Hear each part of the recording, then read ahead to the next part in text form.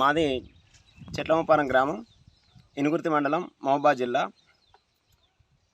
మేము 2 ఎకరాలు మొక్కజొన్న వేసాం. మొక్కజొన్నే కాకుండా ప్రతి ఒక్క పంటని సర్వనాశనం చేస్తున్నాయి ఈ కోతులు. పగలు కోతులు, రాత్రిపూట అడవి పందులు నానా బీభత్సం చేసి వెళ్తున్నాయి. ఈ పగలు కోతులు మాత్రం 10-15 మంది లేనిది చేన్లలో నుంచి బయటకు వెళ్ళట్లేదు. వీటి కోసమే మైకులు ఒక ఎకరానికి అటు కొసకొకటి ఇటు కొసకొకటి పెట్టి వాటి 2 గంటలు 3 గంటలకు ఒకసారి బ్యాటరీలు మారవలసి వస్తుంది. ఇక వేరే ఊరికి పోయేటట్లేదు, ఏది లేదు. రాత్రిపూట మాత్రం అవి ఎక్కడ తారసపడతాయని భయపడుతున్నాం అడవి పందులు.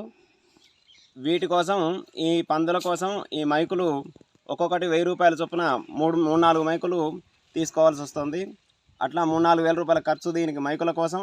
మరియు బాంబులు, ఈ కోతులు వచ్చినప్పుడు బాంబులు వాటిని బెదిరించడం కోసం బాంబులు పేలుస్తున్నాం. ఈ బాంబులు కూడా పంట మొత్తం అయిపోయే లోపల 3-4 వేల రూపాయల ఖర్చు దీనికే వస్తుంది. మొత్తం మీద ఒక 8-10 వేల రూపాయలు దీనికే అనవసరంగా ఖర్చు వస్తుంది.